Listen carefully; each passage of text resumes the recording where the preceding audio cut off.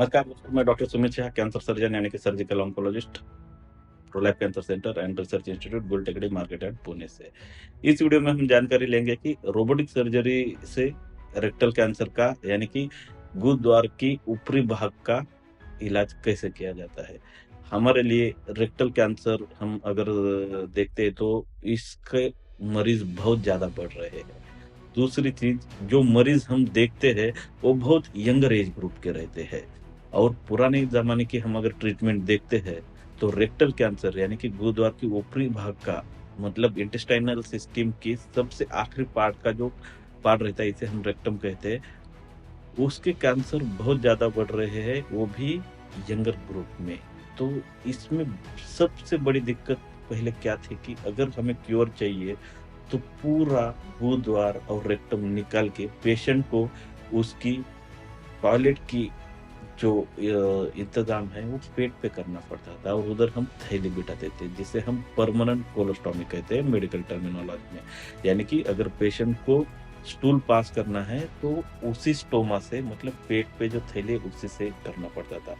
ये सर्जरी को हम एब्डोमिनोपेरिनियल रिसेक्शन मतलब नीचे का गुरुद्वार निकाल के वो पूरा स्किन बंद कर देना और इधर इंटेस्टाइन बड़ी आंत का एक एंड कट एंड बाहर लाना और उसमें से ही स्टूल पास करना, ऐसे रहता था। बट जैसे जैसे अब मेडिकल साइंस और टेक्नोलॉजी में इनोवेशंस होते गए, धीरे धीरे ओपन सर्जरी में भी ये पीआर सर्जरी का इंसिडेंस कम होते गया।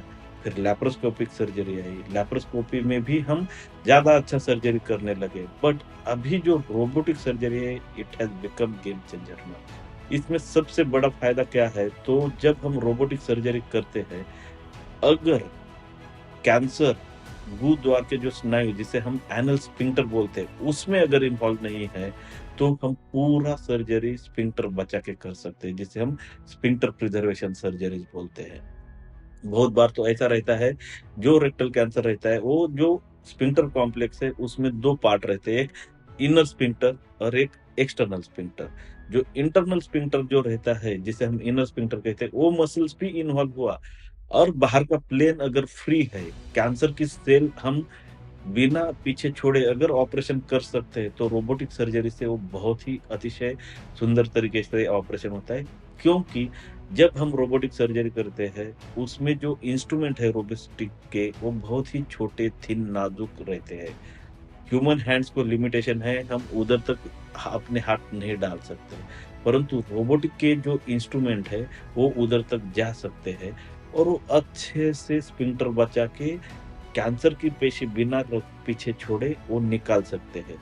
दूसरा इम्पोर्टेंट पार्ट, इसे हम स्फिंक्टर प्रिजर्वेशन सर्जरी बोलते हैं। दूसरा इम्पोर्टेंट पार्ट, जब भी हम रोबोटिक सर्जरी करते हैं, जो नर्व्स पेशेंट के यूरिनेशन के लिए मतलब पेशाब पास करने के लिए जो स्टिमुलस देते हैं या सेक्सुअल फंक्शन के लिए जो नर्व स्टिमुलेशन देते हैं, वो भी उधर ही रहते हैं, रेक्टम यानी कि बड़ी आंत की आखिरी पार्ट के साइड में रहते हैं और वो प्रोस्टेट और ब्लैडर में जाते हैं।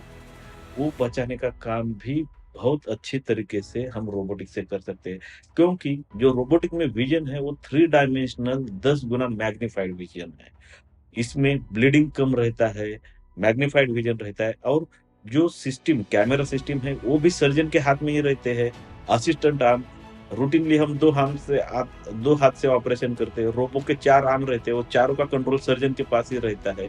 तो सब एक यूनाइटेड थॉटफुल प्रोसेस सर्जरी होता है और इसका फाइनल बेनिफिट पेशेंट को होता है, क्योंकि हम स्फिंक्टर बचा सकते हैं, सेक्सुअल फंक्शन के नर्व्स बचा सकते हैं और सर्जन को परमानेंट कोलोस्टॉमी से बचा सकते हैं। तो इस तरह से रोबोटिक कैंसर सर्जरी रेक्टम में की जाती है, जिसे हम रोबोटिक असिस्टेड लो एंटीरियर रिसेक्शन या इंटरस्फिंक्टर रिसेक्शन बोलते हैं।